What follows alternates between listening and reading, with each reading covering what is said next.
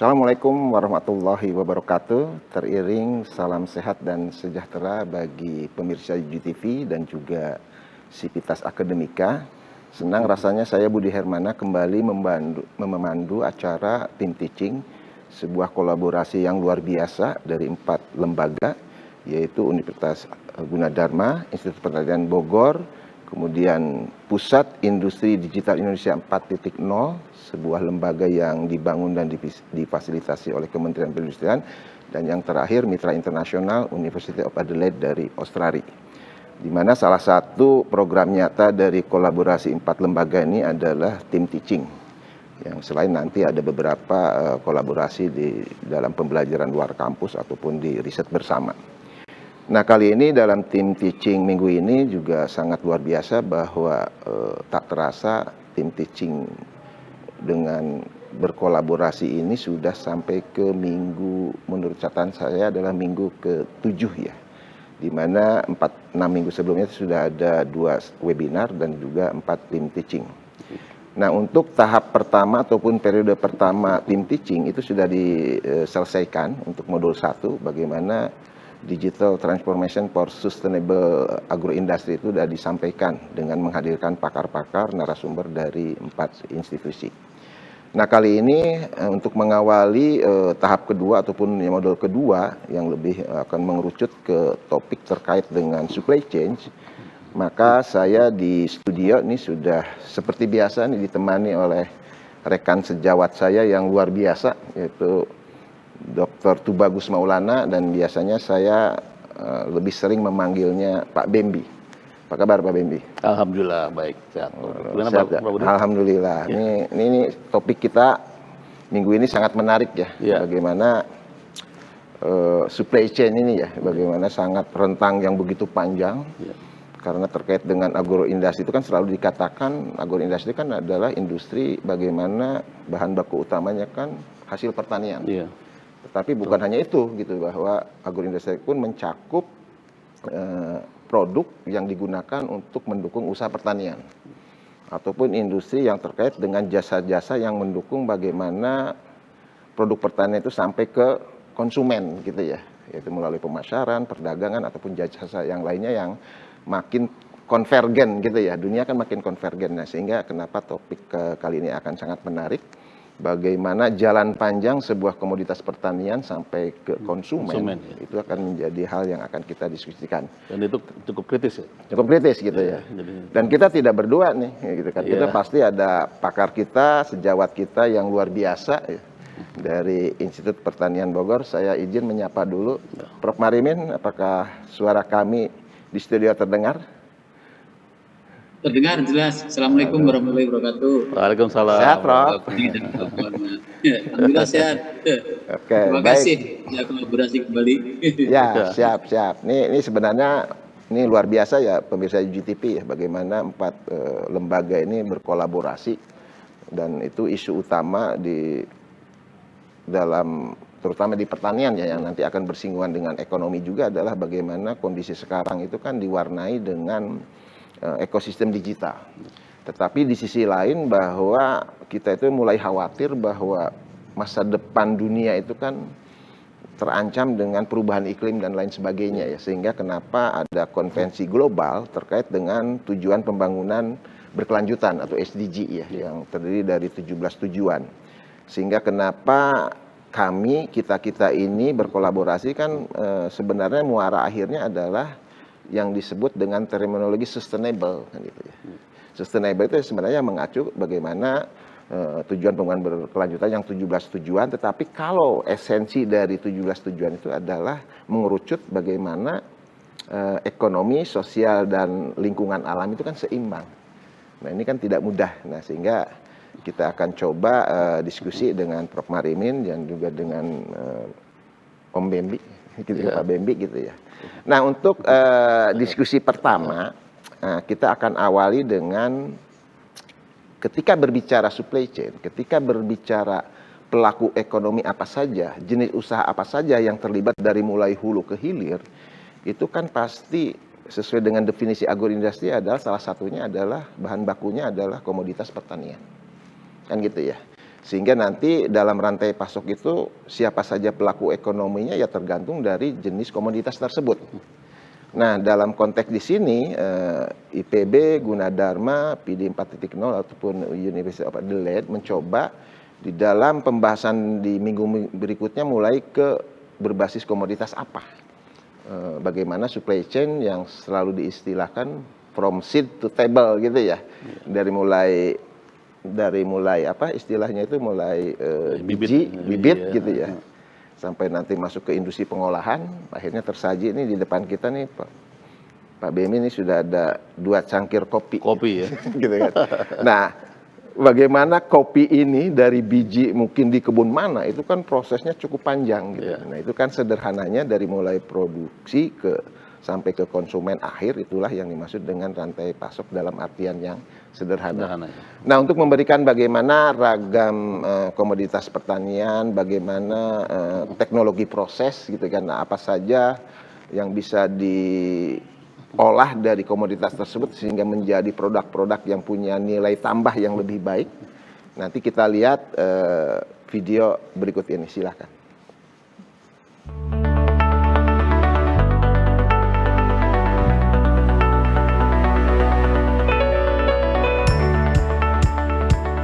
Nah, kenapa kita memfokuskan pada sawi Samhong? Karena sawi ini mempunyai banyak kelebihan, baik dari segi budidayanya yang bisa relatif cepat, kemudian dan juga dari segi produknya yang banyak diminati dengan harga ekonomi yang baik dan juga kemanfaatan yang tinggi. Salah satu tantangan adalah ketika di pasar itu mungkin banyak sekali yang seperti ini, jeruk varietas Banyuwangi yang diaku misalnya jeruk Bali. Jadi kita di dunia ilmiah itu tahu ini varietasnya namanya apa, tapi pasaran nggak jelas. Seperti halnya salak itu, ini salak dari daerah A, tapi kemudian diaku dari daerah B. Makanya di situ pentingnya ada traceability, yang berbasiskan sistem indikasi geografis. Kenanga adalah salah satu primadona tanaman yang menghasilkan minyak atsiri. Jadi minyak atsiri itu adalah minyak yang dikandung secara esensial dan bersifat khas pada ekstraksi tanaman, bisa dari hewan juga. Dalam hal ini kalau kita lihat kenanga terdiri dari daun yang akan menghasilkan 2 esensi khas ya. Jadi yang pertama namanya adalah lineleol dan yang kedua adalah geraniol. Keduanya itu adalah minyak atsiri yang secara global itu dipakai untuk parfum. Coba sekarang kita lihat ini ya Mas ya. Ini kayu putih itu diambil dari daun. Kalau daunnya kita remukkan seperti ini gitu ya. Kemudian kita cium, itu pasti khas baunya. Iya, ya sama kan? Mirip sama kayu putih yang biasa ada di rumah biasanya. Betul. Bu ya. Nah, tetapi ini kan masih mentah gitu ya.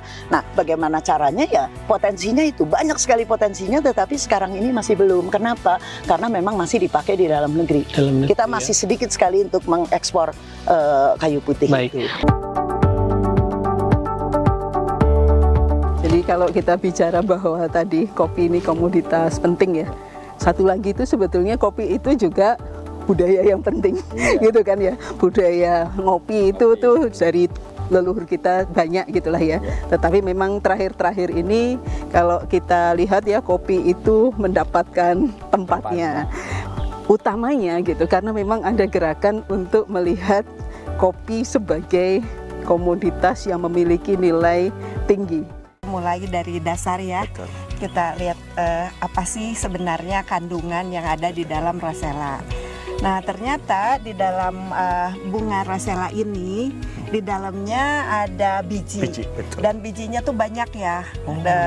Bijinya itu banyak. Jadi dari satu bunga seperti ini siap untuk dipanen bijinya ya. Ternyata terkandung minyak. Melon ini merupakan bukan tanaman asli Indonesia, sebetulnya menjadi Mediterania atau Persia, dan khususnya untuk golden melon itu pertama kali dikembangkan di Taiwan, kemudian pindah ke Indonesia, dan di Indonesia ini sangat tinggi peminatnya. karena banyak manfaat yang dapat dipetik dari melon, baik dari segi keunggulan dari buahnya sendiri dan juga untuk kesehatan dan untuk yang lain. Nah, nanti kalau minyak atsiria sudah kita dapatkan, itu kita bisa gunakan untuk ripelan, untuk supaya kita tidak digigit nyamuk. Nah, sekarang kan banyak ya produk-produk anti nyamuk dan sebagainya. Kita juga bisa nanti menggunakan salah satu bahan aktifnya adalah dari marigold. Ya, begitu sebuah tayangan yang mengkompilasi beberapa komoditas yang ada di UG Technopark. Ini sekedar contoh saja para pemirsa dan juga Sivitas Akademika. Tetapi dalam konteks topik diskusi kita kali ini, bagaimana tadi contohnya ya biji kopi yang dibudidayakan di Technopark sekarang sudah sampai di studio gitu ya. kan? Bagaimana menjadi secangkir kopi ya, kalau mohon izin nih Bu, ini kalau kita cicipi gitu. Coba ya kopinya. Nah, ini kan prosesnya begitu panjang Pak Bimbi ya. Mungkin nanti bagaimana dari kebun kopi yang ada di Technopark gitu ya, akhirnya dipanen masuk ke proses manufaktur, pengolahan biji dan sebagainya, sehingga akhirnya kita bisa menikmati saat ini. Nah, itu kan prosesnya luar biasa panjang gitu ya. Nah, mungkin nanti izin ke Prof. Marimin ya. Ini terkait dengan rantai pasok di agroindustri ini kan memang sangat tergantung juga dengan jenis komoditasnya. Karena kita bisa mengidentifikasi potensi bisnis apa saja dari hulu ke hilir kan sangat tergantung dari komoditas tersebut, termasuk karakteristiknya. Dan juga produk apa saja yang bisa diturunkan, diolah dari komoditas tersebut. Dari yang tadi digambarkan dari sedikit kompilasi, ya mungkin nanti pemirsa akan kita bedah lebih mendalam untuk masing-masing komoditas di minggu-minggu berikutnya. Tetapi ini kan menjadi salah satu contoh bahwa pertanian sebenarnya dalam artian luas bukan hanya tanaman gitu ya. Kita belum berbicara pertanian untuk subsektor perikanan, peternakan gitu ya. Tetapi untuk kali ini dengan contoh-contoh tersebut, sebenarnya Gunadarma, IPB, PD 4.0 ataupun Adelaide mencoba bagaimana melihat ya supply chain untuk perkomoditas gitu ya.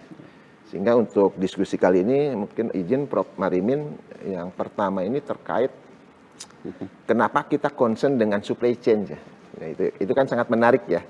Karena tadi juga disampaikan dari cuplikan-cuplikan teman-teman yang luar biasa ketika kita berkunjung ke Technopark, bahwa setiap komoditas itu kan potensi produknya bisa macam-macam. Teknologi prosesnya pun jadi macam-macam gitu ya. Nah, ini juga menjadi sebuah tantangan gitu ya, bagaimana dari komoditas yang ada di Technopark pun kita menjadi semacam case study, bagaimana supply chain, belum lagi nanti digital supply chain-nya gitu kan. Itu kan sangat menarik untuk kita kembangkan ya.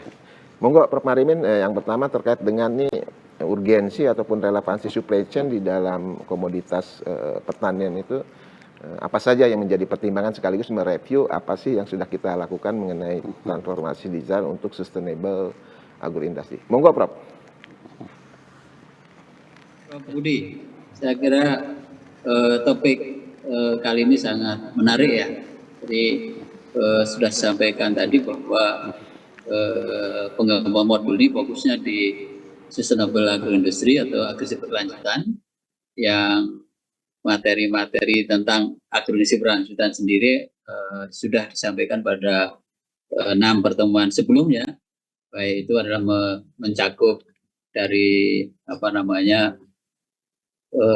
essence konsep, kemudian juga ada itu tentang teknik yang dipakai, kemudian juga kasus, dan juga untuk kasus-kasus tadi nanti sebagai gambaran yang sudah disampaikan tadi ya, dan juga tentang pengembangan dan juga kendala yang depannya. Nah, khusus untuk rencana yang topik yang modul 2 yaitu tentang rantai pasok agroindustri dan juga nanti rantai pasok digital ya.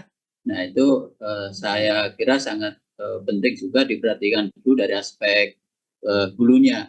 Hulunya ini tentunya dari segi bahannya sendiri yang akan juga dialirkan ya. Seperti yang Pak Prof. Budi sampaikan tadi, from the seed up to the table atau juga from the farm up to the table. Nah, sekarang yang di aspek hulunya itu apa saja yang kita perhatikan, bahwa kita tahu bahwa komoditas pertanian itu mempunyai ciri khas, salah satunya adalah musiman, kemudian mudah rusak, kemudian juga kamba, dan yang terpenting ini adalah climate sensitive. Nah, untuk itu bahwa komoditas pertanian ini kalau ingin sampai pada konsumen yang sifatnya itu pinginnya adalah ada terus, maka perlu ada mensiasati bagaimana pada aspek perencanaan tanam misalkan, sehingga pada perencanaan tanam tertentu itu akan didapatkan suatu produk yang bisa mensuplai kepada konsumen itu terus-menerus, walaupun produknya bisa ganti-ganti ya. Misalkan tadi di video tadi sudah disampaikan, ada satunya juga ada sayur, ada buah, kemudian ada minyak atsiri, dan juga ada hal yang lain itu yang sifatnya itu musiman. Nah, bagaimana yang sifatnya musiman itu dan mudah rusak tadi sampai pada konsumen itu tepat waktu, tepat jumlah, dan juga tepat kualitas. Nah, inilah pentingnya menjadi salah satu pertimbangan dalam menyusun nanti rantai pasok tadi. Nah, yang kedua barangkali yang perlu diperhatikan juga bahwa namanya rantai pasok berarti akan melibatkan lebih dari satu atau dua titik.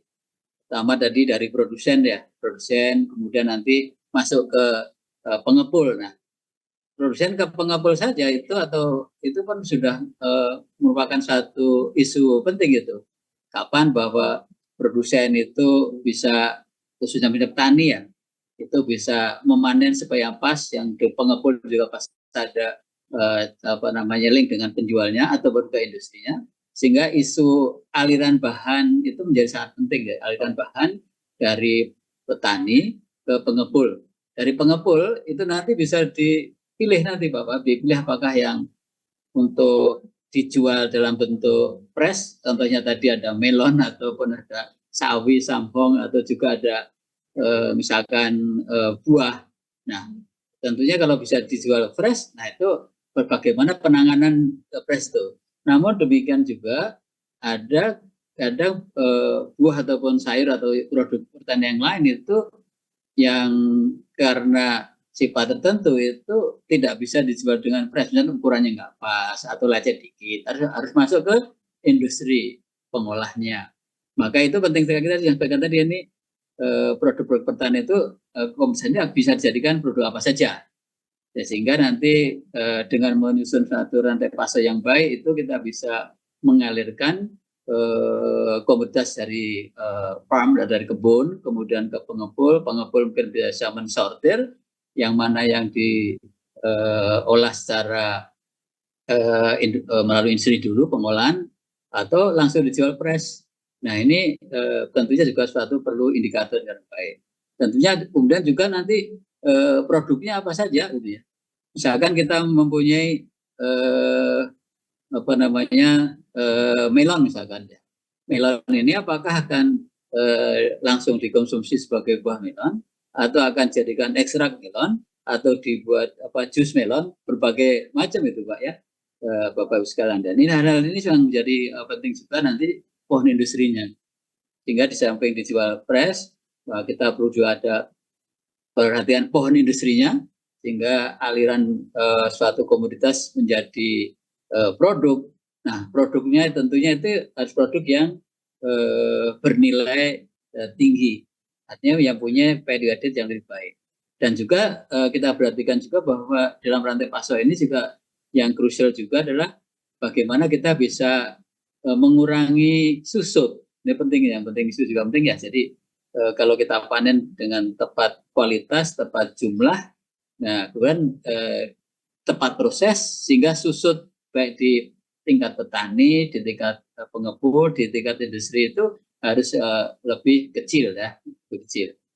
Nah, hal-hal ini yang barangkali yang perlu kita perhatikan. Tentunya juga nanti yang aspek penting juga nanti dari aspek ini kelembagaan rantai. Ini penting sekali juga. Bagaimana kita bisa mengembangkan suatu kelembagaan dari petani ke pengepul, ke industri, ke konsumen. Nah, kalau terjadi kelembagaan yang baik, barangkali kita bisa rencanakan dengan tanaman-tanaman yang lebih pas dengan sesuai dengan permintaan konsumen dan juga kualitas yang baik. Nah, ini barangkali yang aspek yang lain yang perlu ya kelembagaannya itu. Dan samping kelembagaan tentunya itu supaya di sepanjang rantai itu bisa meningkatkan nilai tambah dan adanya suatu continual improvement, tentunya nanti juga adanya suatu kerjasama dalam hal peningkatan kapasitas, baik peningkatan kapasitas di tingkat petaninya, bagaimana melalui pelatihan-pelatihan dari beberapa instansi terkait dan juga dari mungkin dari industri yang melakukan pelatihan sendiri itu barangkali bisa juga. Sehingga petani yang terlibat itu nanti selalu mempunyai kesempatan untuk meningkatkan kapasitasnya. Dan juga mungkin kadang petani juga ada kendala dari segi aspek saprodi ya. Dengan adanya kendala saprodi ini mungkin dari pihak tertentu bisa memberikan bantuan kepada petani, growernya untuk menjalankan usaha dengan baik. Kemudian di pihak pengepul pun kalau direncanakan baik itu bisa merencanakan, misalkan kita panen melon itu bulan apa, tanggal berapa, jumlahnya berapa, sehingga kita bisa tepat yang kita panen dan juga tepat jumlahnya, baik tepat kualitasnya, sehingga waktu kita sampai pada konsumen, baik konsumen industri atau konsumen individu itu sudah tepat kualitas, tepat jumlah, sehingga susutnya itu bisa diperkecil. Saya kira itu Prof. Budi dan pemirsa semuanya, hal-hal yang barangkali kritikal yang perlu kita perhatikan dalam hal untuk rantai pasok komoditas pertanian dan agroindustri.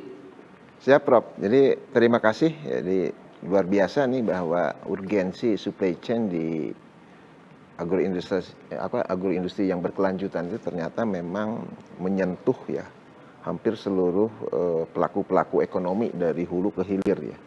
Karena pelaku-pelaku ekonomi kan selalu punya motif ya, bagaimana di dalam rantai pasok itu kan pasti ada aktivitas perekonomian gitu ya, tetapi terkait dengan terminologi sustainable ataupun keberlanjutan, tentu dalam pengembangan modul ataupun studi kasus yang akan kita cermati ya di dalam kerjasama ini, tentu harus mengadopsi. Kalau saya dari sisi ekonomi kan akhirnya saya langsung ekonomi sirkular gitu ya Pak Bembi ya. Karena bagaimana ekonomi sirkular kan sebenarnya gini ya, karena kaitannya dengan supply chain ya. Karena nanti ada pelaku-pelaku ekonomi ya ataupun aktivitas perekonomian gitu. Jadi ekonomi sirkular kan terkait dengan, ini kaitannya dengan karakteristik dari komoditas pertanian. Yang tadi ada musiman, mudah rusak, kemudian kamba itu bulk ya, jadi volumenya besar. Tetapi nanti hasil akhirnya ataupun istilahnya rendemen itu pun mungkin tidak sebesar dari bahan bakunya gitu ya, dari sisi volume ataupun dari sisi bobot gitu ya. Ataupun tadi sangat sensitif terhadap iklim. Nah ini kan tantangan yang luar biasa. Padahal dalam ekonomi sirkular itu kan model ataupun sistem ekonomi yang tujuannya adalah untuk pertumbuhan ekonomi dengan berupaya mempertahankan nilai produk, mempertahankan bahan, dan mempertahankan sumber daya dalam perekonomian selama mungkin. Sehingga meminimalisir kerusakan sosial dan lingkungan alam yang karena ekonomi yang tradisional ataupun linear yang masa lalu gitu ya. Nah ini kan luar biasa ya, tadi dengan karakteristik yang disampaikan oleh Prof. Marimin dengan mudah rusak saja kan berarti ini kan perlu teknologi penyimpanan kan gitu ya.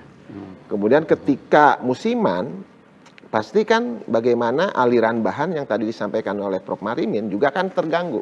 Kontinuitas dari kebun ke pabrik misalkan, ataupun dari pabrik akhirnya terganggu ke distributor, ke pengecer dan sebagainya gitu. Sehingga bagaimana kontinuitas dari aliran bahan di dalam rantai pasok itu kan pasti nanti ada pengukuran kinerja dan lain sebagainya gitu. Nah mungkin untuk sebagai penutup di segmen 1 ya, terkait dengan berbagai komoditas yang dikaitkan dengan ekonomi sirkuler Pak Bembi ya. kadang-kadang kan orang selalu mengatakan bahwa kerusakan lingkungan ataupun polusi dan limbah yang dihasilkan dari hulu ke hilir itu selalu identik dengan di budidaya ataupun terutama di proses teknologi prosesnya gitu ya.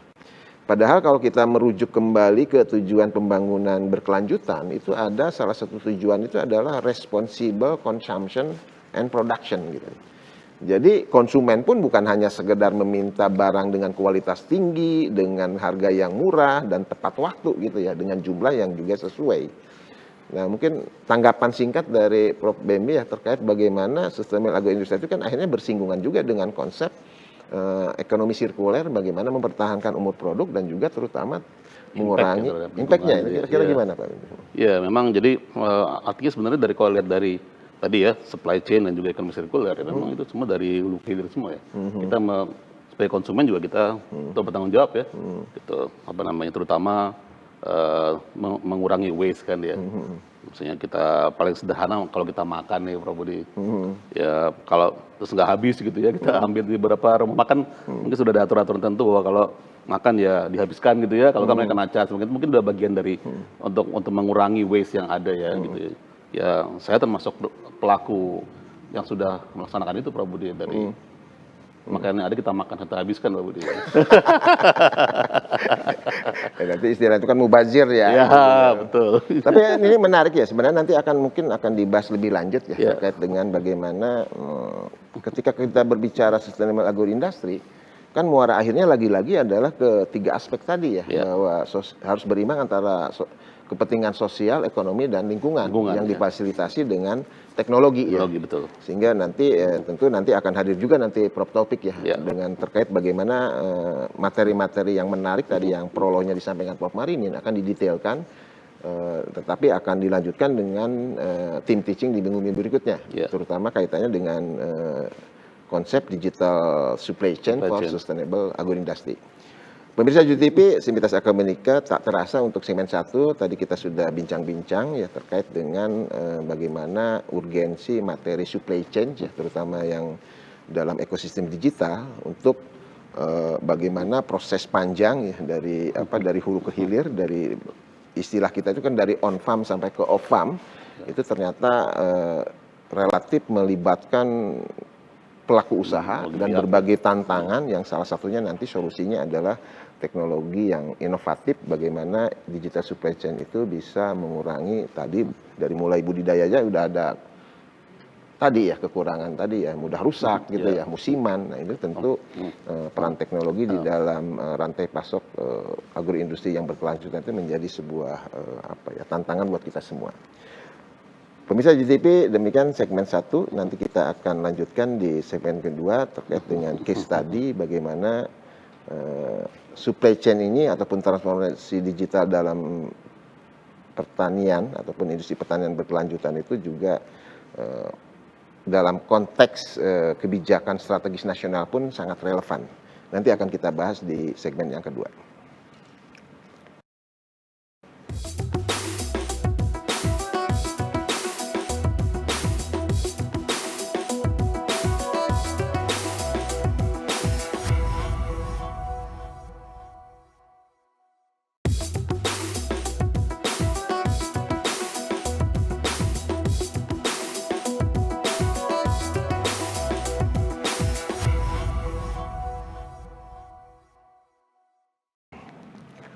Pemirsa GTP, kembali ke program Team Teaching untuk segmen yang kedua. Tadi sudah dibahas bagaimana urgensi terkait dengan topik yang untuk modul kedua di dalam kolaborasi antara 4 lembaga, Institut Pertanian Bogor, Universitas Gunadarma, PD 4.0, Kementerian Perindustrian, dan juga University of Adelaide. Gitu ya.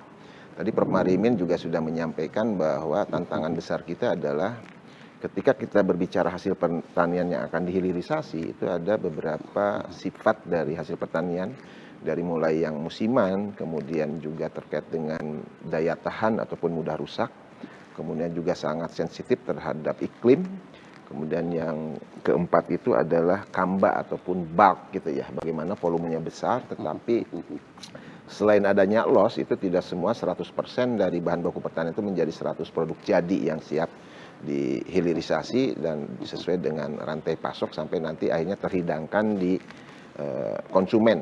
Nah, ini tentu sangat menarik kenapa pemilihan tema itu. Nah, di segmen yang kedua ini juga terkait dengan bagaimana relevansi topik mengenai transformasi digital, terutama khususnya kita bicarakan tentang supply chain, terkait dengan isu strategis nasional, Pak Bembi ya. Dan ini alhamdulillah sebelum itu ini kelihatannya narasumber teman kita yang kedua dari IPB nih, Prof. Taufik sudah bergabung ya. Prof. Taufik, apakah suara kami dengan Pak Bembi terdengar, Pak Prof. Taufik?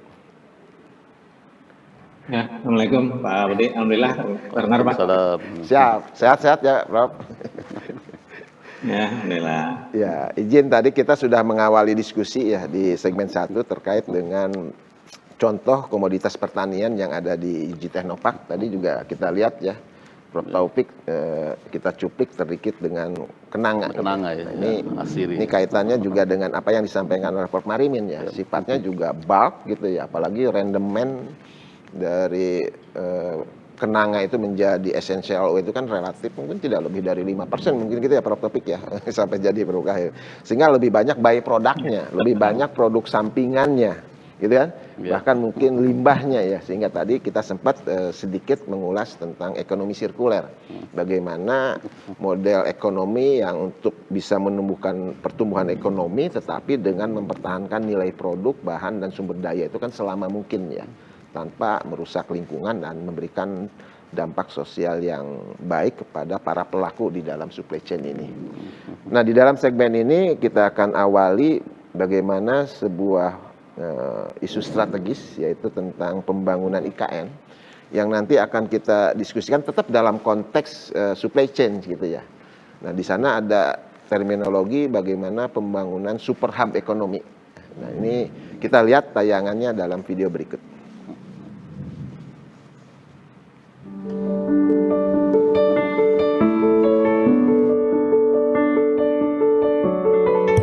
Ekonomi yang lebih inklusif dan merata akan diungkit dengan pembangunan Ibu Kota Nusantara sebagai super hub ekonomi yang akan menjadi bagian yang tidak terpisahkan dari upaya untuk transformasi ekonomi di Ibu Kota Nusantara dan Provinsi Kalimantan Timur serta daerah mitra di Pulau Kalimantan. Daerah mitra didefinisikan sebagai kawasan tertentu di Pulau Kalimantan yang dibentuk dalam rangka pembangunan dan pengembangan super hub ekonomi Ibu Kota Nusantara yang bekerja sama dengan Otorita Ibu Kota Nusantara dan ditetapkan melalui keputusan Kepala Otorita Ibu Kota Nusantara. Rencana transformasi ekonomi Provinsi Kalimantan Timur dan daerah mitra akan dituangkan dalam peta jalan transformasi Kalimantan Timur dan daerah mitra yang menjadi bagian yang tidak terpisahkan dari transformasi ekonomi Indonesia pasca COVID-19. Hasilnya diharapkan dapat mendukung akselerasi pembangunan khususnya di Pulau Kalimantan dan sekitarnya serta menjadi salah satu faktor keberhasilan utama untuk merealisasikan visi Indonesia 2045. Konsep super hub ekonomi Ibu Kota Nusantara dirancang untuk beroperasi pada 3 tingkatan yang saling terkait dan diintegrasikan dalam visi Reimagine Indonesia, yaitu locally integrated, globally connected, universally inspired. Visi locally integrated mengarahkan bahwa super hub Ibu Kota Nusantara akan menjadi penggerak perekonomian di Provinsi Kalimantan Timur serta menjadi pemicu yang memperkuat rantai pasok atau nilai antara aktivitas ekonomi di Pulau Kalimantan dan wilayah lain di Indonesia sehingga menjadi lebih inklusif. Visi ini akan digerakkan melalui strategi kerjasama 3 kota yang kokoh antara Ibu Kota Nusantara, Balikpapan, dan Samarinda yang akan membentuk segitiga pembangunan ekonomi yang saling melengkapi, strategi pengembangan daerah mitra sebagai bagian dari super hub ekonomi, serta strategi peningkatan keterkaitan ekonomi dan rantai pasok antar super hub ekonomi Ibu Kota Negara dengan wilayah lain di Indonesia. Visi globally connected dimaknai bahwa super hub Ibu Kota Nusantara sebagai penggerak aktivitas ekonomi maju dan berdaya saing tinggi yang mampu menempatkan Indonesia di posisi yang lebih strategis dalam jalur perdagangan dunia, arus investasi, dan inovasi teknologi.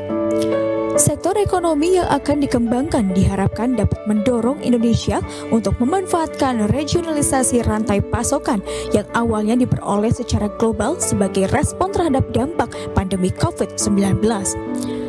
Visi Universally Inspired mengarahkan Super Hub Ibu Kota Nusantara untuk dibangun berdasarkan contoh-contoh terbaik dari kota yang cerdas, inklusif, dan berkelanjutan di dunia. Pada saat yang sama, Ibu Kota Nusantara akan menjadi salah satu inspirasi dunia sebagai kota yang hijau, berkelanjutan, inklusif, serta bertaraf hidup tinggi yang didukung oleh penerapan teknologi di tengah tantangan perubahan iklim dan didukung oleh penerapan teknologi. Ya, menarik tadi pemirsa ya dan Pak Bendi ya, bahwa terkait dengan pembangunan IKN ya. Kenapa isu ini kita angkat di dalam program Team Teaching? Karena sangat erat kaitannya dengan supply chain. Tadi disampaikan kata-kata kuncinya bagaimana visi pembangunan ekonomi itu kan ada 3 pilar Pak Bembi ya. Pertama, globally connected. Ya. Kemudian yang kedua, locally integrated. Ya. Dan kemudian ada yang ketiganya adalah universal inspire gitu ya. Imagine, ya. Dan itu disampaikan bahwa ini saya tertarik dengan terminologi super hub ya, karena ini kaitannya juga dengan konsep dasar dari supply chain Pak Bembi ya. Rantai, ya. Jadi ternyata pembangunan IKN itu dari pilihan antara untuk network supply chain-nya ya, itu kan antara point to point ataupun yang dimaksud dengan hub and spoke gitu ya. Dan ternyata pilihan strateginya untuk pembangunan IKN itu adalah cluster ya. Jadi ada 6 cluster utama yang mendukung super hub.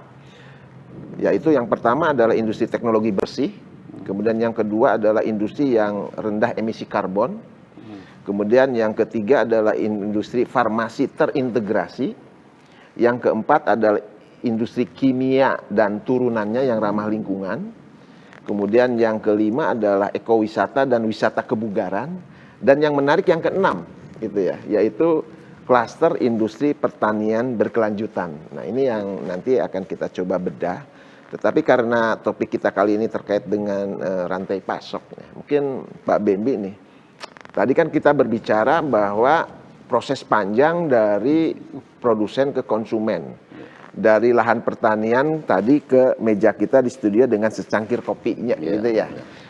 Tadi juga Prof. Marimin mengatakan bahwa ada aliran bahan ya dari hulu ke hilir, yang tantangannya bagaimana menjaga selain mutu yang tepat, kualitas yang tepat gitu ya. Tentu dengan harga yang tepat ya dari kacamata konsumen, tetapi yang kadang terlupakan adalah kontinuitas dari aliran bahan. Betul.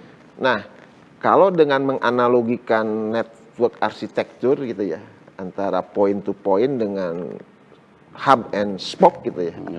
Kalau saya kan hub and spoke itu kayak pusat dengan jari-jari gitu ya. Ada tree di bawah. Nah, bagaimana di IKN pun nanti ini kan berbicara tentang logistik dulu ya, aliran bahan gitu ya. Walaupun itu artian yang lebih sempit daripada yang kita bahas lebih global ataupun lebih luas, yaitu supply chain. Nah, tanggapan Pak Bembi sendiri ya mengenai tadi ya, mengenai super hub ini. Karena kan kaitannya juga dengan infrastruktur, dengan kontinuitas, dengan sentra-sentra produk yang nanti akan kita bahas juga gitu. Mungkin sebagai tanggapan pertama itu. Jadi kalau tadi Prof. Budi sampaikan ada super hub ya, kita lihat di video tayangan tadi, dan juga dengan network hub and spoke itu sebenarnya kan mungkin dia punya sebuah backbone ya, kemudian dia punya spoke tadi digambarkan sebagai tree sebenarnya gitu ya. Jadi sebenarnya ada node-node yang ada gitu kan ya, artinya dengan adanya banyak internet sebenarnya kan connectivity yang dikejar ya. Connectivity artinya semua aspek itu semua terkoneksi gitu. Ketika kita membahas terkait dengan digital, dengan supply chain, berarti semua titik itu harus bisa kita pantau kan gitu ya. Nah, selama ini mungkin terjadi adalah ada titik-titik yang mungkin tidak terpantau sehingga bisa putus tengah jalan kita nggak tahu. Jadi dari satu step ke step berikutnya mungkin putus nih gitu. Tapi kalau dengan ada tadi ya, lihat dari jaringan yang akan dibentuk hub and spoke tadi, kelihatannya akan dipantau di semua titik, semua node yang terkait ya dengan supply chain tadi. Nah, itu saya rasa mungkin akan meskipun baik dengan teknologi sensor dan sebagainya ya, IoT dan sebagainya, itu akan tentunya akan bisa menjadi sebuah infrastruktur dari sistem supply chain yang handal lah, kira-kira seperti itu. Jadi memang sekali lagi sangat menarik ya, bisa dicontohkannya salah satu hubnya itu untuk salah satu sektor adalah tadi kan industri farmasi terintegrasi gitu ya, ataupun yang tadi dikatakan industri pertanian gitu, walaupun nanti akan dibicarakan khusus. Jadi bisa aja scope-nya itu adalah yang tadi istilah Prof. Marimin itu kan pengepul ataupun pensuplai bahan baku. Kan itu bisa lebih dari satu gitu ya. Bisa aja yang nanti supplier untuk katakanlah pupuknya, supplier untuk teknologinya gitu ya. Sehingga sangat menarik bagaimana dari hub ini nanti akan kembali ke tingkatan yang di atasnya itu ketika dikumpulkan menjadi sebelum nanti ke globally connected gitu ya. Karena target dari pembangunan IKN pun secara dari sisi rantai pasok itu adalah tadi ya, globally connected dan juga locally integrated gitu ya. Nah, kita akan lanjutkan diskusi nanti ke Prof. Marimin dengan Prof. Taufik, tetapi ada satu tayangan lagi ya. Tadi dikatakan bahwa 6 klaster industri utama dalam super hub ekonomi itu adalah salah satunya adalah industri pertanian berkelanjutan gitu ya. Nah, seperti apa industri pertanian berkelanjutan kita lihat video tayangan berikut ini.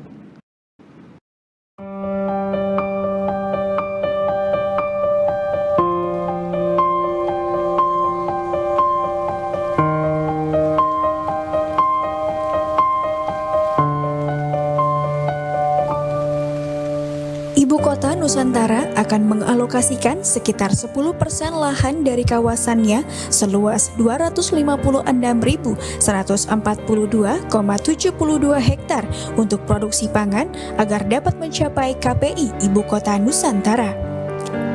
Guna mendorong pertumbuhan ekonomi, Ibu Kota Nusantara juga akan mendatangkan bahan makanan dari wilayah-wilayah lain di Indonesia sesuai dengan visi Super Hub Ibu Kota Nusantara, yaitu membuka peluang dan pertumbuhan ekonomi baru di kawasan timur Indonesia melalui kesempatan untuk mengirim pasokan ke Ibu Kota Nusantara.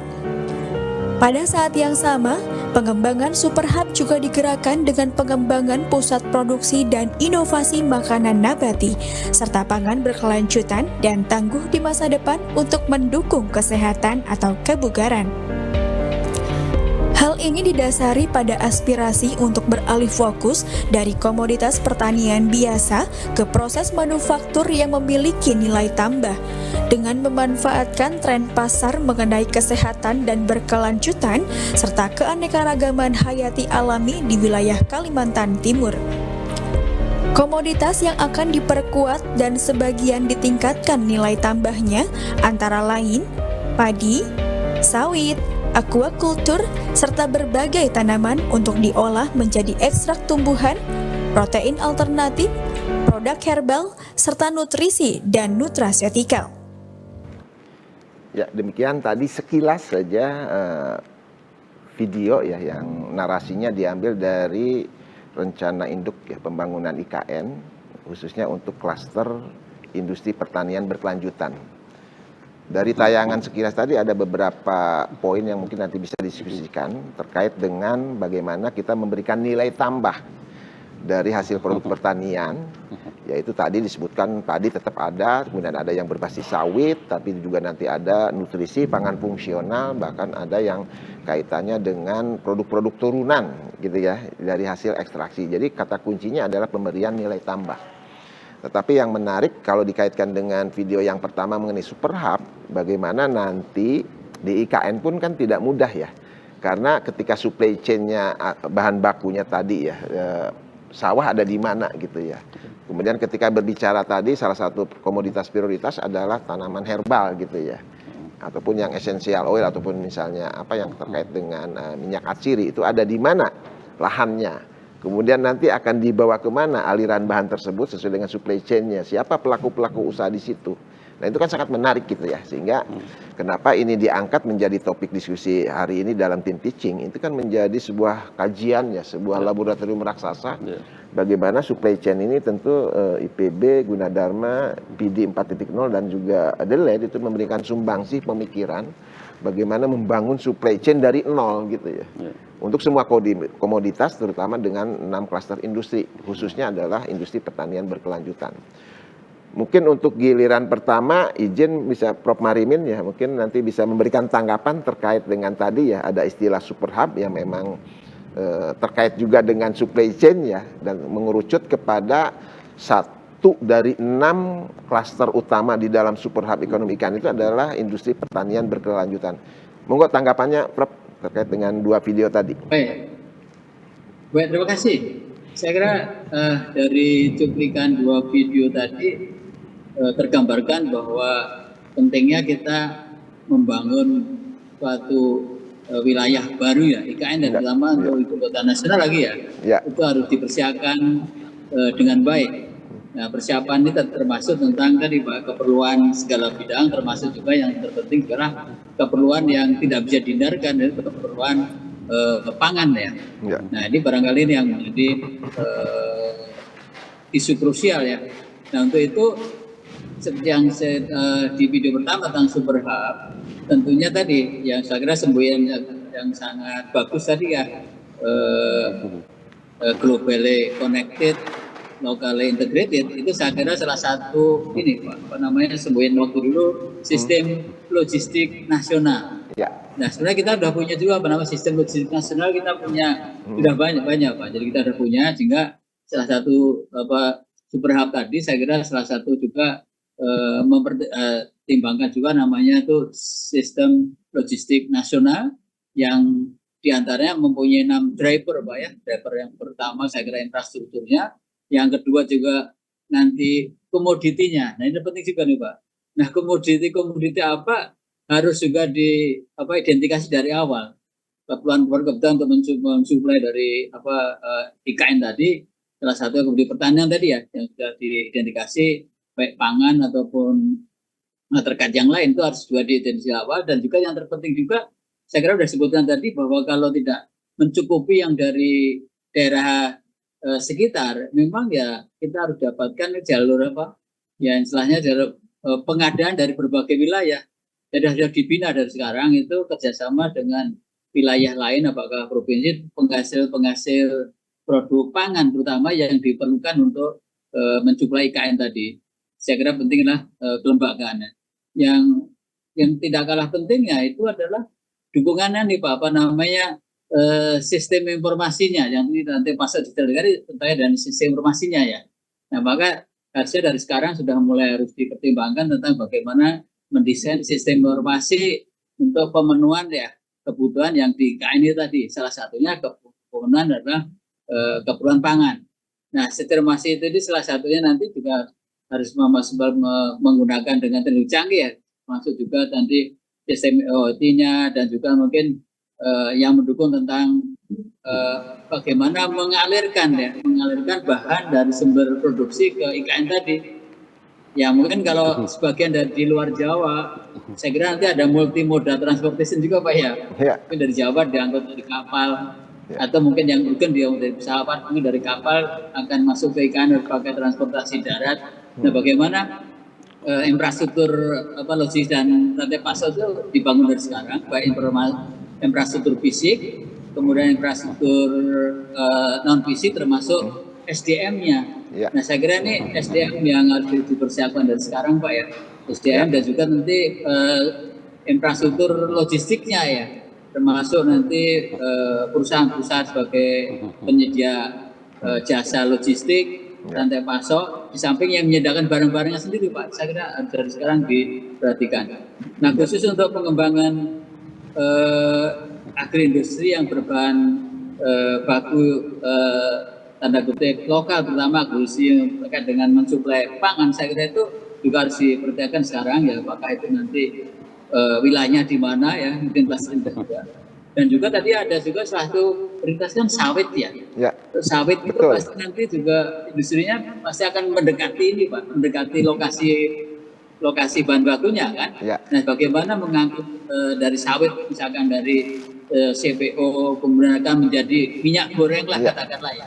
Minyak goreng tadi tidak untuk pangan untuk IKN, dan juga yang tidak kalah pentingnya itu sawit untuk energi, termasuk energi biodiesel ya Pak ya. Biodiesel saya kira itu juga perlu direncanakan dengan baik, sehingga mudah-mudahan dengan direncanakan dengan baik itu kebutuhan pangan dan energi yang berbasis agro, termasuk energi terbarukan Pak ya, itu bisa direncanakan dengan baik. Saya kira itu tanggapan singkat dari kami Pak. Siap.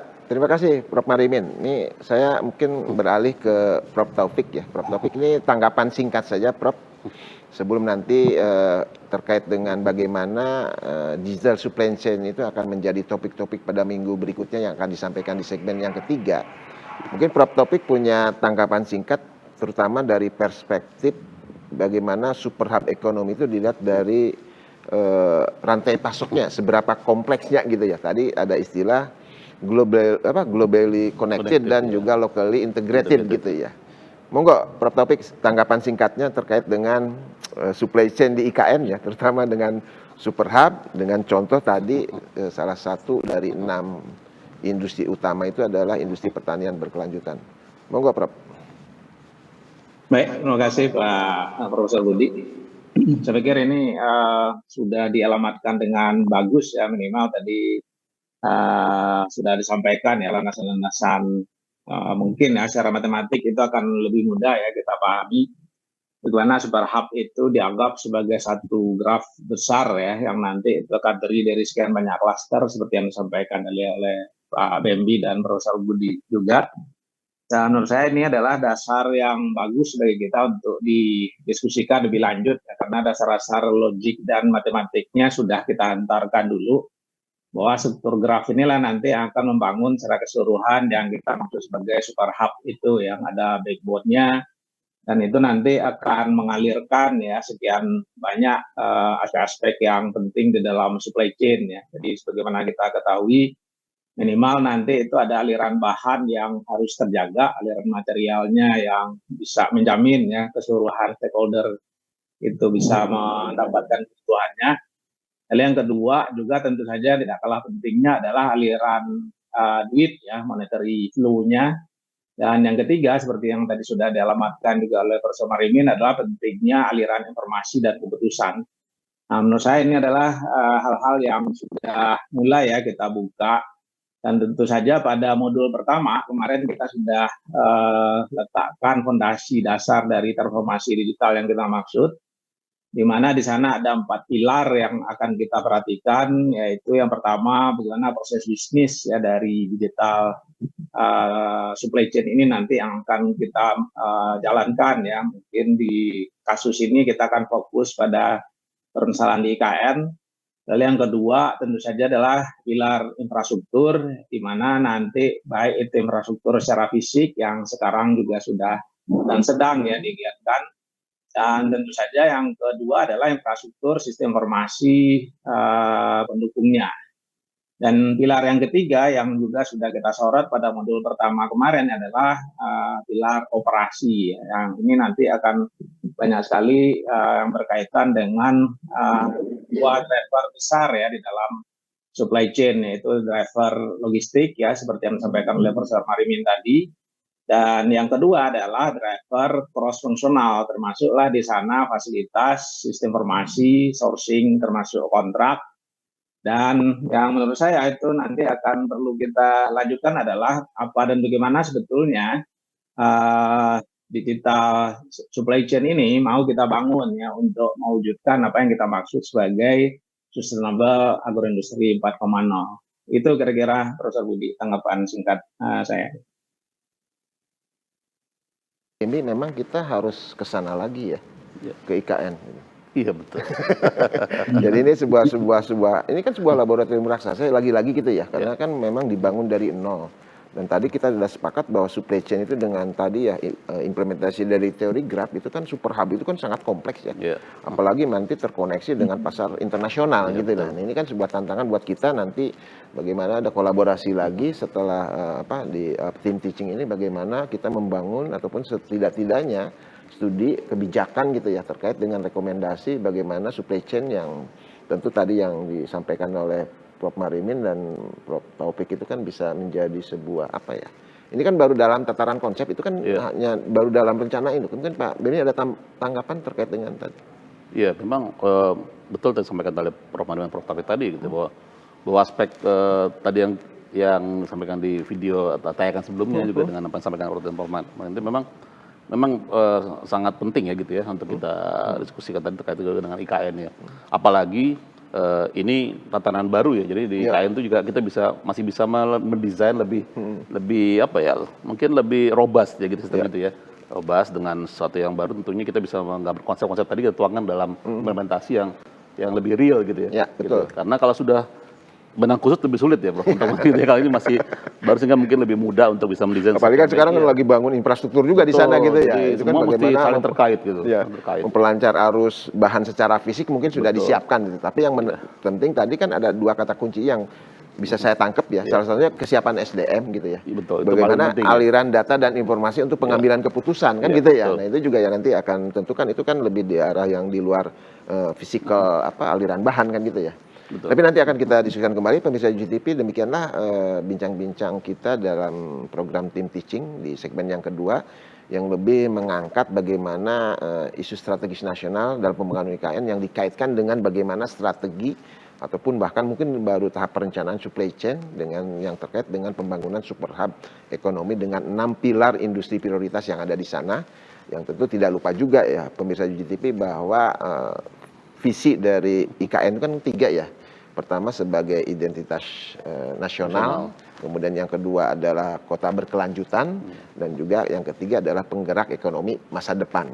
Nah, bagaimana masa depan yang memang penuh kekhawatiran terkait dengan isu-isu lingkungan, nanti akan kita bahas lebih lanjut di segmen yang ketiga, bagaimana tim kolaborasi 4 lembaga ini sudah mendesain modul pembelajaran untuk minggu-minggu berikutnya yang kami sebut dengan modul yang kedua, yang lebih mengerucut kepada digital supply chain untuk sustainable agroindustry yang akan disampaikan pada segmen yang ketiga. Kita kembali setelah rehat berikut.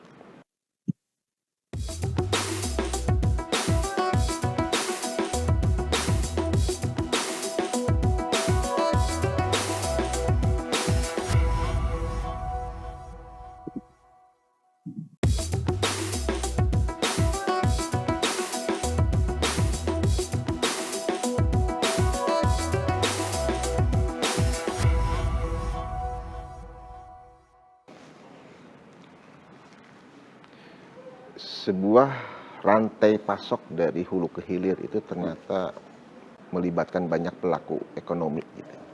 Dan juga kompleksitasnya bukan hanya sekedar bagaimana menyajikan hasil pertanian ke konsumen akhir. Tapi di situ ada sebuah teknologi proses, ada sebuah keterhubungan dari satu simpul ke simpul yang lain sehingga aliran bahan itu tersampaikan ke pengguna ataupun dalam hal ini adalah konsumen. Nah ini tentu bagaimana membentuk rantai pasok itu sangat tergantung juga dari jenis komoditas dengan berbagai sifat ataupun baik itu kelemahan maupun kelebihan yang tentu juga harus diantisipasi bagaimana teknologi bisa punya peran penting di dalam supply chain. Kemudian tadi di segmen yang kedua juga sudah kita bahas para pemirsa terkait dengan contoh bagaimana ada sebuah strategi baru yang mungkin perlu dikaji dan perlu diimplementasikan terkait dengan super hub di pembangunan IKN yang salah satunya dikaitkan dengan bagaimana rantai pasok ataupun logistik ya dalam artian sempit sehingga nanti 6 pilar industri utama di IKN pun bisa berjalan sesuai dengan yang direncanakan di dalam rencana induk pembangunan IKN. Nah untuk segmen yang ketiga ini nanti Prof. Taufik izin nanti akan menyampaikan ya dengan berbagai tantangan yang sudah disampaikan di modul-modul sebelumnya, kemudian beberapa kasus case yang terkait dengan komoditas yang ada di UG Technopark ataupun terkait dengan kebijakan nasional dan pembangunan IKN tentu sudah menyiapkan bagaimana bahan-bahan pembelajaran yang akan disampaikan dalam program Team Teaching dalam minggu-minggu berikutnya. Untuk itu silakan Prof. Taufik untuk memberikan clue ya ataupun kira-kira secara overview apa saja yang akan disampaikan terkait dengan digital supply chain for sustainable agroindustry. Silakan Prof. Baik, terima kasih Prof. Budi. Ini adalah pembukaan yang baik menurut saya untuk modul kedua kita ya. Tadi mulai dari Profesor Marimin sudah hantarkan ya kira-kira tantangan seperti apa yang akan kita hadapi ya untuk mewujudkan digital supply chain ini. Saya ingin memberi spoiler ya, barangkali kurang lebih 10 menit ya Pak Budi, dengan bahan bagaimana sih sebetulnya kita melihat permasalahan digital supply chain ini dan bagaimana pemberdayaan dan penguatannya nanti selama 6 minggu ya, barangkali bahan ini mau kita expand lebih lanjut, baik itu melalui video ataupun melalui webinar ya, seperti yang sedang kita lakukan saat ini. Izinkan saya men-share ya bahan yang kira-kira nanti yang akan kita bahas ya. Jadi yang pertama tentu saja kita ingin memahami ya, kira-kira bagaimana kita mendefinisikan penguatan ya, digital supply chain ini, khususnya nanti pada pengolahan downstream ya. Jadi khususnya untuk permasalahan hilir ya. Dan kita akan memberikan overview ya secara ringkas nanti, di mana pada bahasan ini itu saya akan memperkuat permasalahannya sebagai lanjutan ya dari transformasi digital yang selama 6 minggu juga sebelumnya itu sudah kita selesaikan bersama ya dalam tim teaching ini. Bapak Ibu sekalian, seperti yang sudah kita pahami sebelumnya di modul sebelumnya, bahwa ada 4 pilar yang harus kita perhatikan untuk mewujudkan transformasi digital ini, di mana penguatan yang akan kita maksud pada modul yang kedua ini akan kita fokuskan bagi bagaimana mengintegrasikan teknologi digital yang sudah ada ke dalam proses rantai pasok. Dan ini 3 hal yang menjadi indikator utama nanti yang perlu nanti kita cermati ya. Kenapa dan apa sebetulnya alasan utama kita di dalam transformasi dari supply chain biasa atau supply chain konvensional menjadi supply chain digital. Yang pertama adalah bagaimana kita untuk meningkatkan efisiensi ya di sepanjang rantai pasok, dan ini adalah permasalahan besar ya di negara kita, terutama yang terkait dengan produk-produk pertanian dan hortikultur serta produk-produk hilirnya. Yang kedua adalah yang menyangkut pada transparansi. Jadi bagaimana masing-masing pihak itu bisa saling percaya dan membangun rasa kepercayaan, sehingga 2 hal yang dialirkan di dalam rantai pasok itu bisa sama-sama dipahami ya, tidak ada yang disembunyikan. Lalu yang ketiga tentu saja adalah kecepatan pemenuhan order ya, responsiveness-nya. Nah inilah yang nanti selama 6 minggu ke depan itu kita coba adopsi dengan sekian banyak teknik data analitik ya, barangkali juga ada beberapa teknik dan metode artificial intelligence, di mana nih nanti kita maksudkan untuk meningkatkan dan optimasi produksi mulai dari produksi ya di lapangan itu sampai ke distribusi produk-produk hilirnya. Sehingga tujuan kita itu adalah untuk mendapatkan supply chain yang lebih responsif, yang segera ya bisa memahami ordernya dan juga agile ya, lebih cekatan, lebih hemat ya, dan lebih bisa beradaptasi dengan perubahan pasar dan permintaan pelanggan.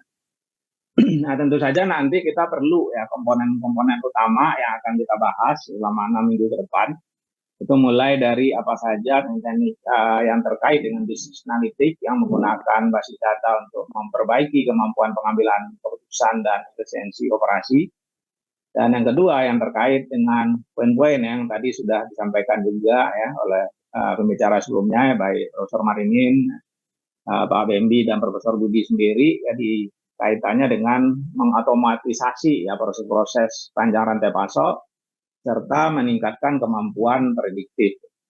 Dan yang ketiga yang menjadi pembicaraan kita selama 6 minggu ke depan adalah apa saja fasilitas digital platform ya, yang nanti akan memungkinkan kita untuk berkolaborasi ya, untuk menjamin ya bahwa jargon tadi ya, locally integrated, globally connected itu betul-betul bisa kita capai. Nah tentu saja harapannya karena nanti kita menempatkan kasus ini pada ibu kota baru kita ya, kita berharap nanti betul-betul dari awal itu sudah dirumuskan hasil dari bahasan kita itu mencapai perbaikan efisiensi, transparansi dan responsivitas ya, seperti yang tadi di depan itu disampaikan, sehingga proses untuk mengadopsi digital supply chain ini menjadi lebih mudah ya untuk sama-sama di masing-masing rantai ya sepanjang rantai pasok itu bisa diwujudkan baik pada driver masing-masing pelaku ataupun nanti antar pelaku.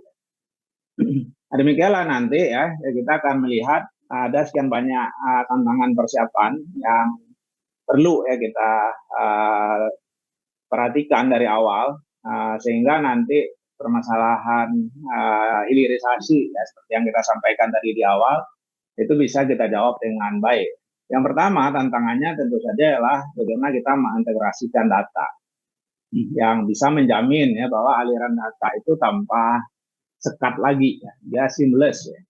Dan bisa menjamin bahwa sekian banyak platform nanti bisa mencapai ya target-target yang diinginkan oleh masing-masing pihak terkait, baik itu swasta, pemerintah sendiri, dan tentu saja stakeholder utama kita adalah rakyat atau masyarakat Indonesia. Dan yang kedua yang menjadi tantangan persiapan kita, yang menjadi bahasan kita adalah skill gap ya. Itu juga disampaikan Profesor Budi tadi, bagaimana kita mempersiapkan tenaga kerja yang terampil ya, yang secara efektif mampu menggunakan teknologi baru yang kita jalankan itu dalam transformasi digital ini. Dan yang ketiga tentu saja itu sebagai mana tadi kita pahami juga sebagai ibu kota baru, tentu saja keterbatasan infrastruktur ini itu harus dicermati dari awal. Bagaimana kita bisa mengupgrade fasilitas dan sistem yang sudah ada, serta nanti bisa mensupport ya pemberdayaan teknologi baru yang secara biaya itu bisa dihemat, bikin sehemat mungkin. Walaupun ya kemampuannya itu jauh lebih baik ya untuk menangani kompleksitas yang sudah ada saat ini. Bapak Ibu bersama kalian, tentu saja nanti kita perlu sekian banyak strategi. Jadi di bagian tengah dan akhir nanti pada bahasan kami selama 6 minggu ke depan itu kita juga akan bahas bagaimana strategi kita untuk mengintegrasikan dan menjamin bahwa solusi ini nanti akan seamless ya, tidak ada sekat yang ada di antara semua pemain dan menjamin adanya interoperabilitas ya dari sekian banyak sistem, terutama itu yang terkait dengan kemampuan kita untuk mengelola logistik dan rantai pasok secara keseluruhan. Nah inilah nanti yang akan diharapkan dalam strategi ini untuk menjamin adanya pengambilan keputusan yang lebih baik. Dan tentu saja nanti ke depan kita juga berharap bahwa ada sekian banyak program pelatihan tenaga kerja yang nanti bisa kita siapkan ya untuk memastikan bahwa digital supply chain ini siapapun nanti akan terlibat di dalamnya itu memang disupport ya oleh tenaga kerja yang terampil ya secara teknologi, dan itu nanti bisa dipenuhi dengan adanya upgrade. Jadi di bagian tengah dan akhir nanti kita akan bicara infrastruktur ini, baik itu dari sisi cloud computingnya, bagaimana peran dari IoT, dan tadi juga penting dan menarik ya menurut saya itu digital twins. Itu nanti kita akan lihat itu perannya di dalam digital supply chain, dan tentu saja ke depan itu kita berharap bahwa ini akan bisa diintegrasikan ya dengan sekian banyak teknologi baru seperti blockchain dan metode-metode artificial intelligence dan machine learning. Sehingga ke depan dengan bahasan kita selama 6 minggu nanti kita berharap bahwa inovasi-inovasi ini tidak saja hanya menjanjikan penerapan teknologi itu bagi kasus kita di IKN misalkan ya, ataupun di permasalahan industri berkelanjutan lainnya seperti yang tadi disampaikan, tetapi yang lebih penting lagi adalah menjamin bahwa transparansi dan efisiensi operasi itu memang bisa dicapai.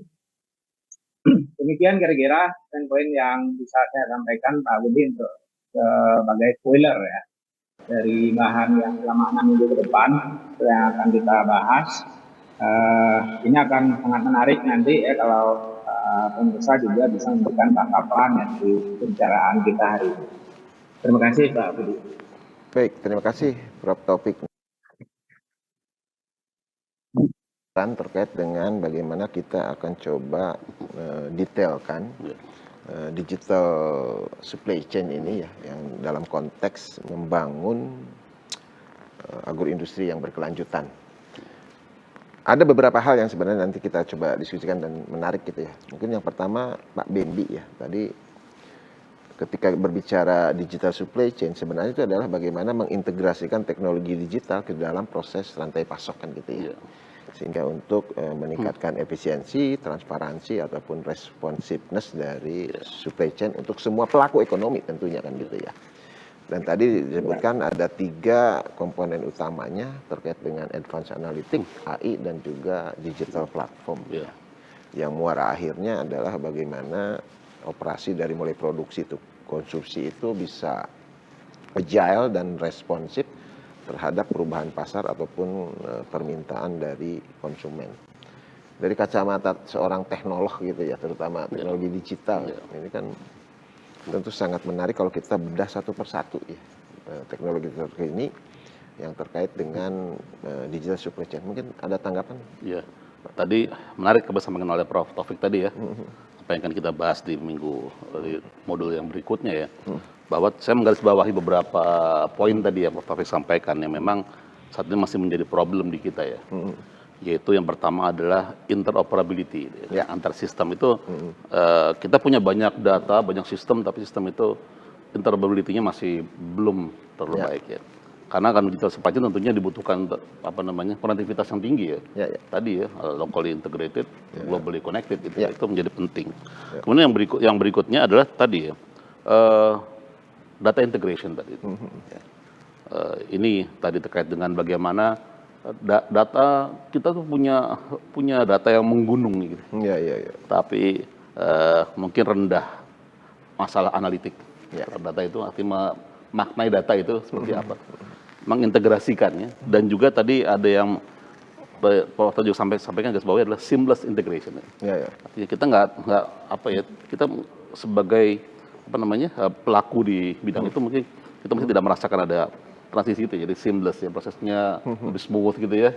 Dan itu tentunya perlu diwujudkan gitu. Artinya kalau kita masih belum bisa mengintegrasikan itu, tentunya kita mesti lihat lagi bahwa layer-layer konektivitas itu tentunya mulai dari infrastruktur yang handal ya. Karena kalau di IKN saya rasa mungkin sekarang sudah didesain ya, seperti yang kita kemarin bahwa gedung pun sudah smart building ya. Jadi semuanya terbentuk, kemudian di atasnya tadi juga skill gap pada SDM ini menjadi penting juga, karena bagaimanapun implementasi ini juga membutuhkan knowledge yang baik ya, karena ya seorang pengemudi kalau mobilnya bagus tapi pengemudinya nggak handal sulit juga ya mengendalikannya gitu ya. Ini menjadi penting. Jadi kayak gitu Bro Budi. Ya ini kalau saya tertarik ini kan masalah teknis gitu ya. Tapi saya malah dari yang disampaikan oleh Prof. Taufik itu saya melihat yang salah satu tantangan terbesar kita ini dari saya perspektif orang ekonomi adalah tadi ada tantangannya adalah dari skill gap ya, tetapi diterjemahkan lebih teknis lagi adalah teknologi adoption gitu ya. Nah itu kan tidak mudah ya, kalau dari beberapa riset kan bagaimana adopsi sebuah teknologi baru ya terkait dengan supply chain itu kan bervariasi waktunya, bahkan ada yang sampai puluhan tahun gitu ya, sampai puluhan tahun. Nah sebenarnya yang pertanyaan menggelitik saya yang mungkin nanti akan kita coba cermati adalah bagaimana terjadinya fenomena digital divide gitu ya. Ada kesenjangan digital. Kita jangan melupakan bahwa mungkin dari perguruan tinggi kita menguasai teknologinya. Tetapi apakah teknologi tersebut nyampe ke akar rumput gitu ya, ke pelaku petani sawit gitu ya. Bagaimana harus terkoneksi dengan dengan simpul berikutnya ya, semakin ke hilir kan gitu ya. Tapi memang tadi Prof. Taufik sudah mengatakan bahwa salah satunya memang kuncinya ada di pelatihan. Sosialisasi. Cuma problemnya kalau dari kacamata saya itu kan proses adopsi itu kan ada tahapannya ya, yang dari mulai awareness gitu ya, atau sampai nanti dia sebagai pengguna gitu ya, adopter, jadi full adopter. Tapi kan ada yang partially adopter, bahkan yang memang dia non adopter. Nah itu kan tidak mudah gitu ya, bagaimana mengatasi skill gap ataupun kompetensi gap ataupun yang terkait dengan penggunaan teknologi. Mungkin tadi awareness tadi Pak Budi itu menjadi penting, karena kalau sudah petani merasa butuh, nah itu dia akan otomatis akan menggunakan. Tapi kalau dia tidak merasakan, tidak aware dan merasa tidak butuh dengan itu, dan kita mungkin belum bisa memberikan pemahaman gitu ya, bahwa ini memang dibutuhkan, tanpa ini tuh nggak akan terjadi hal yang lebih baik kan gitu kira-kira ya. Jadi artinya transformasi digital kalau kita kan memang dalam konteks kerjasama ini lebih ke arah bagaimana dari sisi industrinya gitu ya. Tetapi jangan lupa juga bahwa transformasi digital pun harus terjadi di society-nya, di pelaku bisnisnya kan gitu ya. Sehingga nanti bagaimana seamless itu kan bisa diterjemahkan dari hulu ke hilir ya. Iya, Bukan seluruhnya. secara internal hanya di industri pengolahannya saja gitu. Iya, Bagaimana keterkaitannya ke belakang maupun ke depan ya, forward ataupun yang backward itu kan juga harus kita pertimbangkan dari sisi lagi-lagi kan yang mengintegrasikan alur data dan informasi kan teknologi gitu ya. Nah ini yang sebenarnya dari sudut pandang saya, disitulah mungkin salah satu tantangannya bagaimana teknologi tadi mengenai advanced analytic, mengenai AI, mengenai platform digital itu juga bisa diadopsi oleh pelaku bisnis tentu sesuai dengan model bisnisnya, dengan proses bisnisnya yang mungkin berbeda-beda dalam rantai pasok tersebut gitu ya. Nah mungkin nanti ke Prof. Marimin ada tanggapan nih terkait dengan apa yang tadi disampaikan oleh Prof. Taufik ataupun mungkin tadi yang kita berbicara tentang adopsi teknologi itu kan mungkin Prof. Marimin punya cerita ya bahwa teknologi terbaru itu kan ketika diimplementasikan di lapangan itu kan perlu proses ya dari mulai awareness kemudian ada yang mulai ketertarikan ataupun sampai ke full adopter gitu ya. Itu kan mungkin ada tanggapan, silakan Prof. Baik, terima kasih.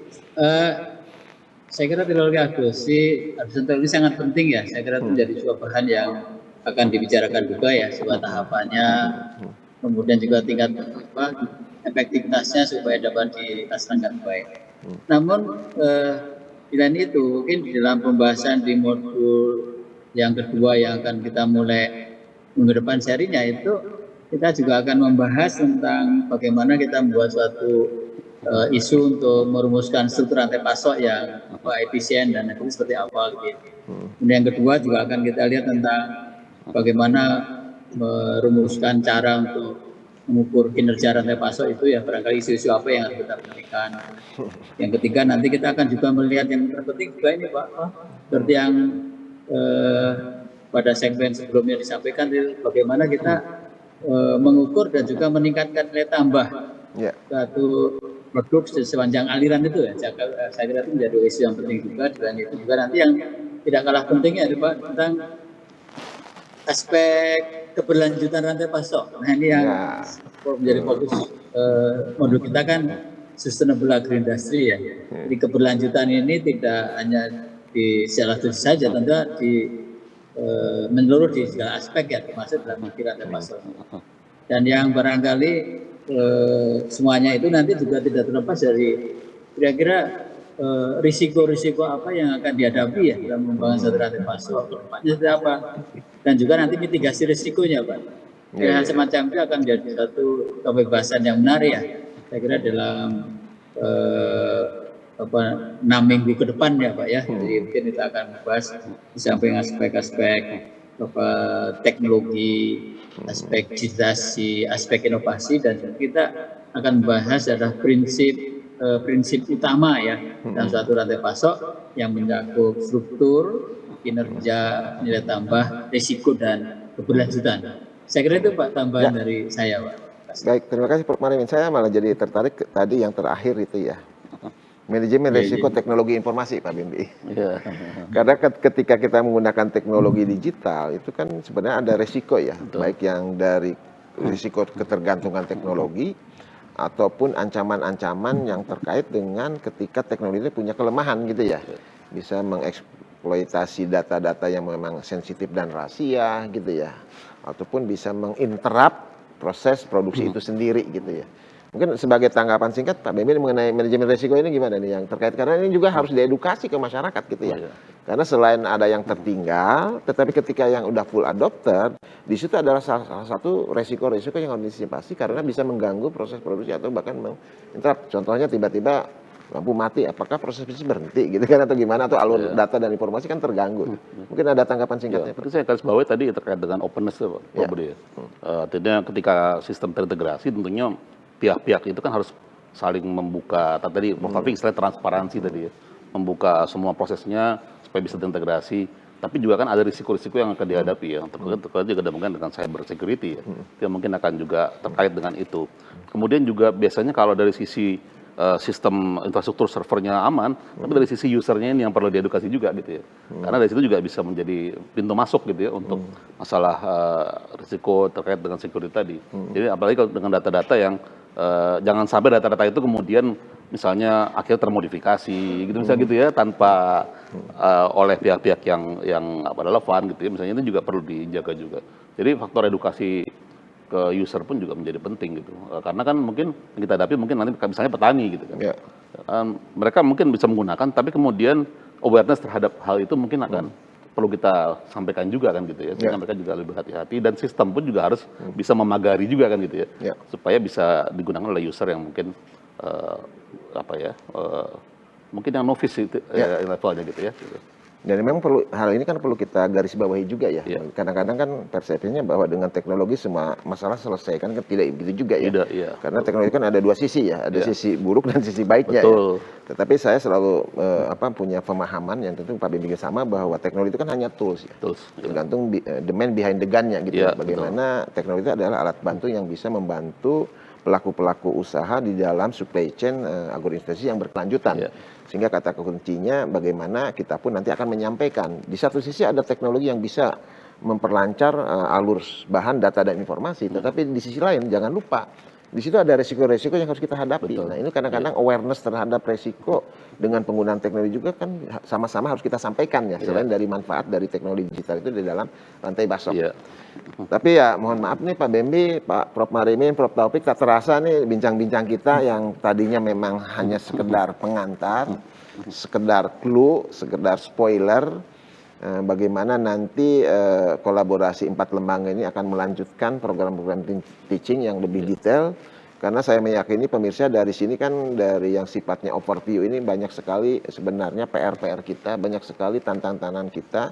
Bagaimana supply chain yang berbasis digital itu bisa kita buat lebih detail ya. Bahkan mungkin nanti dengan contoh-contoh komoditas yang lebih real gitu ya. Termasuk yang tadi yang menarik nih, bagaimana supply chain kita ikut urun rembuk berkontribusi dalam membangun super hub ya, supply chain raksasa dalam pembangunan IKN. Itu juga menjadi salah satu tentunya menjadi concern dan menjadi salah satu motivasi kenapa kita perlu kolaborasi 4 lembaga ini. Demikianlah pemirsa GTV bincang-bincang terkait dengan program tim teaching yang kaitannya lebih ke arah bagaimana evaluasi dari program teaching sebelumnya serta bagaimana 4 lembaga ini mendesain sebuah materi pembelajaran terkait dengan digital supply chain yang akan disampaikan pada minggu-minggu berikutnya. Saya Budi Hermana mewakili dosen pengampu ataupun narasumber, dan ada Prof Marimin, kemudian ada Prof Taufik, dan juga ada Pak Bembi. Sekali lagi terima kasih Prof Marimin, Prof Taufik, dan juga Pak Bembi ya.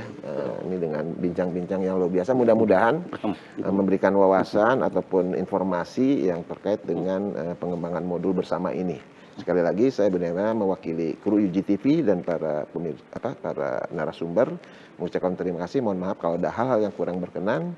Saya tutup. Wassalamualaikum warahmatullahi wabarakatuh.